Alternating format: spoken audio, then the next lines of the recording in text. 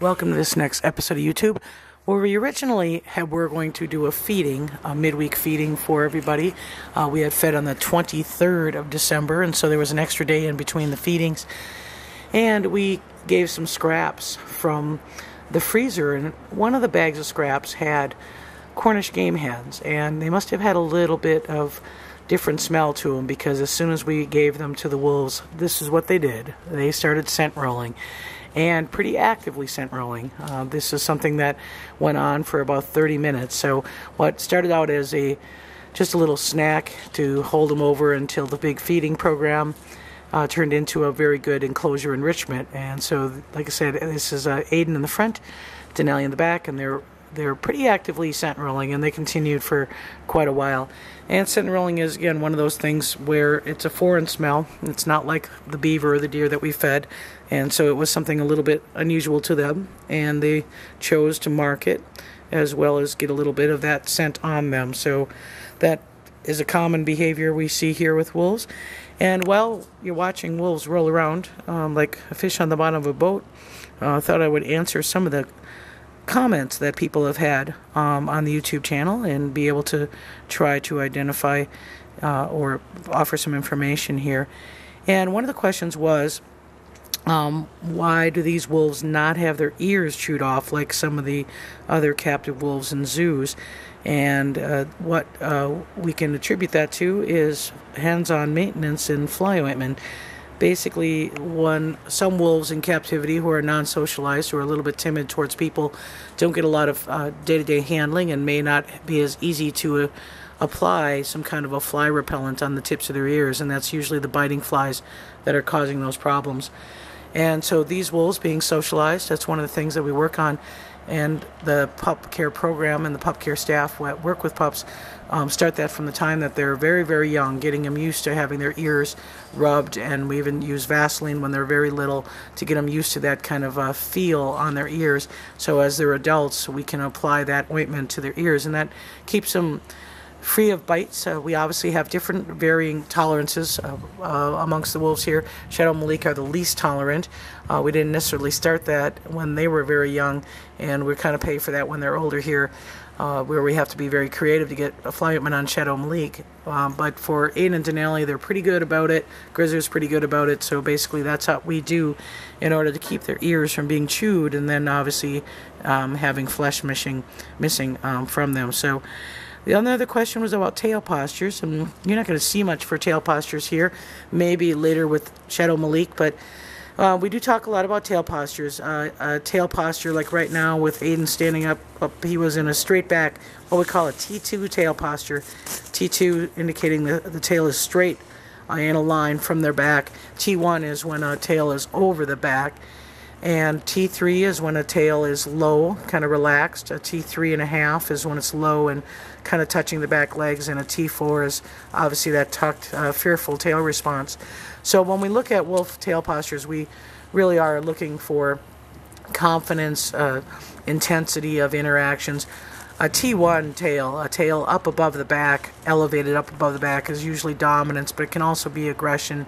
It can be excitement. It can be, a variety of different things causing it. But it usually comes with an attitude with that particular individual wolf that's got their tail in a more erect posture. T2 is oftentimes, if you watch footage of wolves hunting, it's kind of a predatory tail, straight back, kind of a more intense, again, interactions in captivity. Might see it between wolves. In the wild, we may see it when they're on a hunt to be able to hold that tail posture that way. A T3 tail posture is going to be one of a relaxed wolf, of just no attitude, basically nothing going on, just a kind of a relaxed, natural posture. T3.5 might be a little bit more timid, where they're touching their haunches, and obviously a T4 is a fearful response.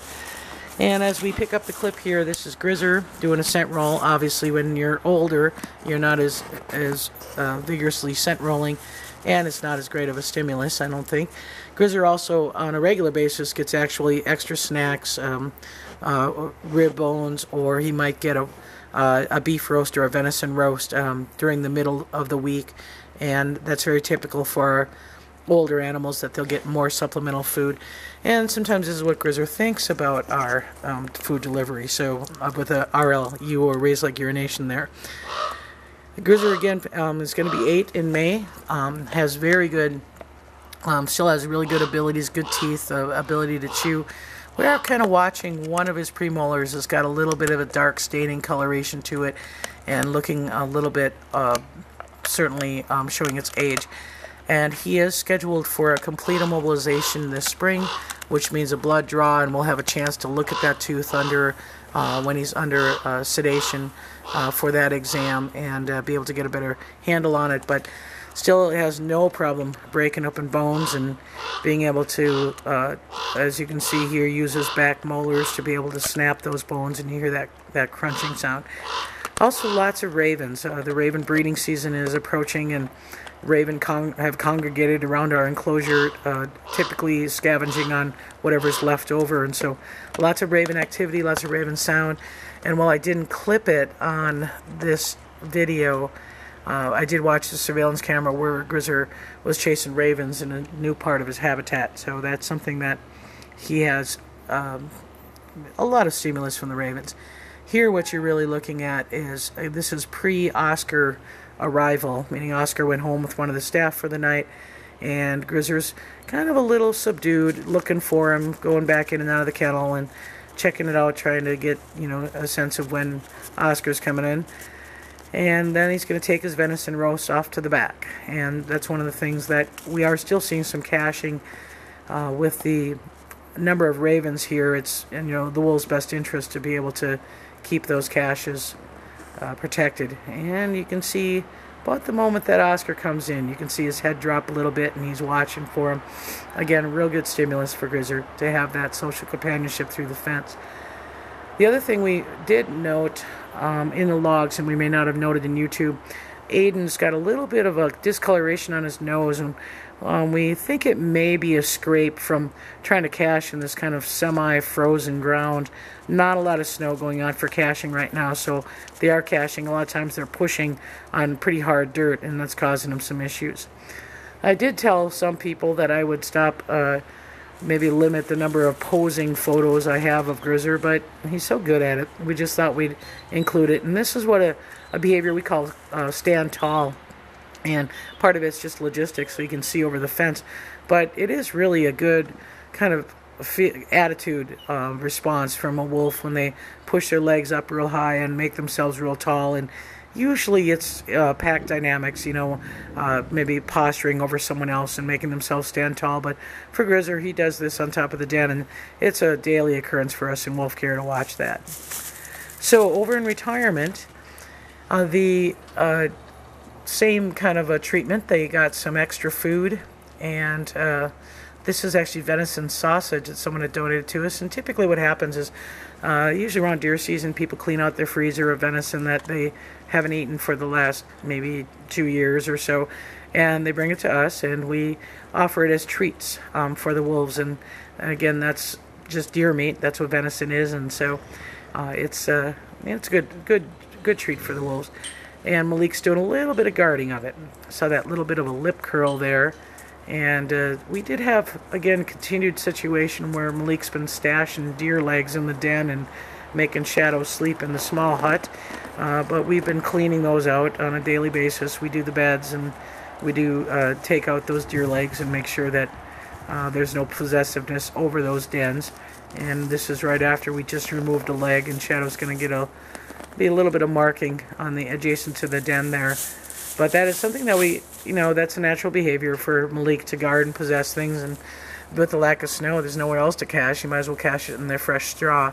And again, that keeps Shadow out of the den, because Malik does have that right to guard and possess from Shadow. So we're always mindful of that, and we watch that on the security cameras, as well as watching that in the while we're in the closure.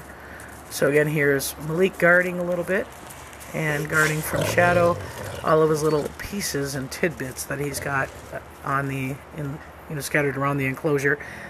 There was one other question that I wanted to address, and is 1.25 acres really enough for a whole pack? And so that's relating to the size of the exhibit pack. And actually there are areas within this exhibit pack that the wolves don't even use. So size, what we've found is size of the enclosure, and certainly, you know, it's always be nice to have larger amounts of area, but at this point we're right up against the land, the boundary of the land what we own, and is in wolf enclosure, and so we don't have any more area.